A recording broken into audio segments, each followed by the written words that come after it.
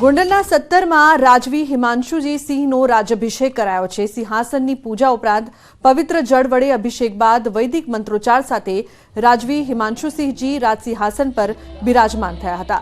અયોધ્યામાં યોજાયેલા ભવ્ય રામ મહોત્સવ નિમિત્તે રાજ્યાભિષેક પહેલા રાજવી હિમાંશુસિંહજીએ ભગવાન શ્રી રામના વેશમાં આવેલા 1008 બાળકોનું પૂજન કર્યું હતું।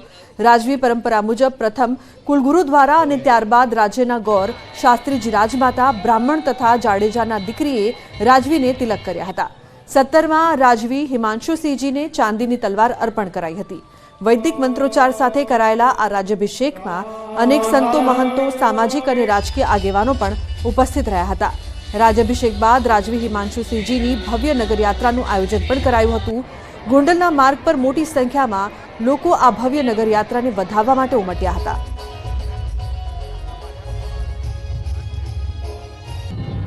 ત્યારે મહારાજા સાહેબે પોતે સંકલ્પ કર્યો હતો કે 1008 રામના વધામણા કરી અને પછી રાજ્યાભિષેકમાં પધારશું। તે જ્યારે ભગવાન રામના વધામણા કરી અને ખાસ કરીને રાજ્યાભિષેક અને રાજ તિલકમાં પધારવાનો મહારાજા સાહેબનો સંકલ્પ પણ આજે પૂરો થયો છે।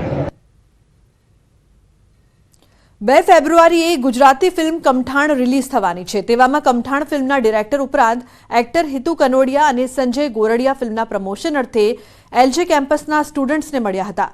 સફળ હેલારો ફિલ્મ બનાવનારે જ આ કમઠાણ ફિલ્મ બનાવી હોવાથી આ ફિલ્મ લોકોમાં અત્યારથી જ આતુરતા જગાવી રહી છે। આ પોલીસના ઘરમાં જ ચોરી થઈ છે તેવી રમૂજી વાતને લઈને બનાવેલી આ ફિલ્મ લોકોને ખૂબ પસંદ આવશે તેવી સ્ટારકાસ્ટ ટીમે આશા વ્યક્ત કરી છે।